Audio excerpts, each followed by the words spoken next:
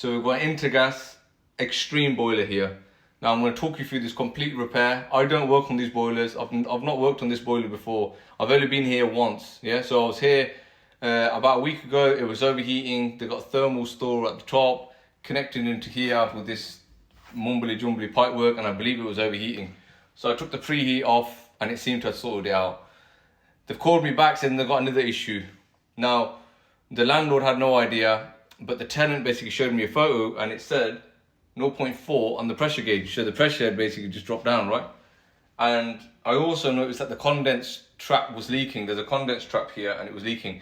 Now I'm going to talk you through how I'm going to sort this pressure issues out. It's probably going to be recharge vessel, PRV. I'll show you where the PRV is, the condense trap on these. Again, like I said, I don't work on this, so I'm just going to freestyle it, see how it goes, and then we're going to put it in min and max and check the safety after the end of it, right? So stay tuned. So you can see in the back here, I've pulled the trap out. That's where the trap would have been. So this is the trap for the boiler. It's got a little ball inside of it, yeah? It sits like that, basically. So the first thing I did when I realized there was a leak, I just took the trap out from the bottom, gave it a clean. Then I took the whole thing out just to make sure it was okay. And basically in this boiler, they've actually combined the trap, the condense pipe and the PRV together. So it kind of goes down there, you can see. So PRV, if you look, is there, yeah? And you can see that there. You can see the water right at the bottom of that seating of that PRV. That's why the pressure keeps dropping slowly. So I'm just going to take the head off that PRV, clean it, put a new head in, and then I'm going to recharge this vessel.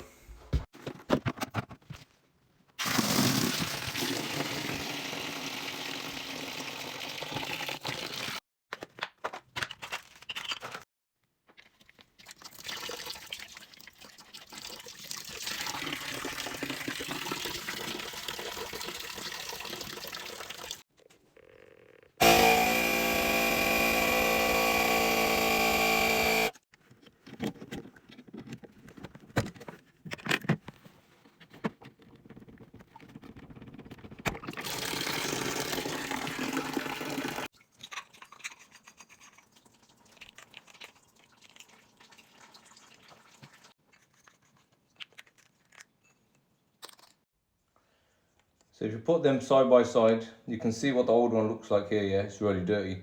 Now, most of the time I just clean them, but because I don't know how long this has been open, my instinct is telling me to change the actual head itself, so let's change the head. The inside of it, you can see it's really clean, so that's fine. As long as the seating is clean, this is clean, we'll have no issues.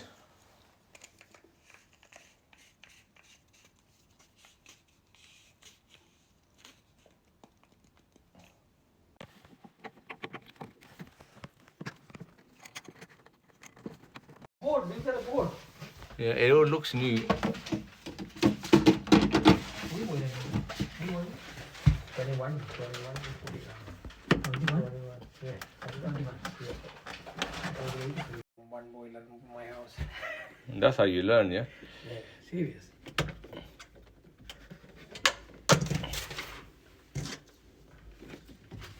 Every small job. So look at this vessel here, yeah? So I've made it in my previous video and I've just levered it here. I don't know if it's meant to be like that, but you're probably wondering why I didn't move this out of the way before. I didn't want to just rest it on the ledge like that, but I've done it anyway now. So PRV has been changed with the head, cleaned the trap out, that's fine.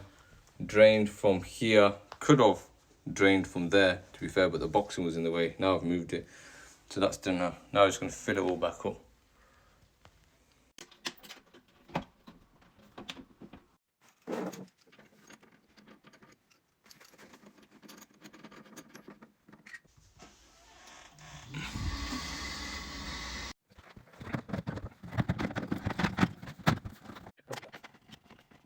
Yeah.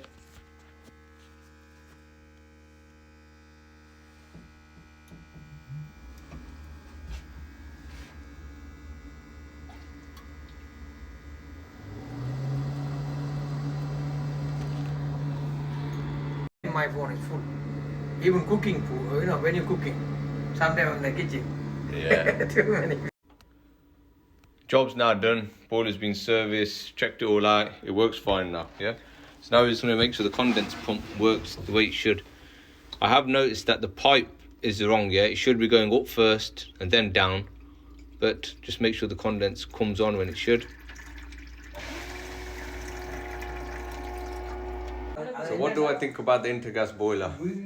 To be fair, I don't know enough about it. They're not that hard to work on, as you can see. You let me know in the comments.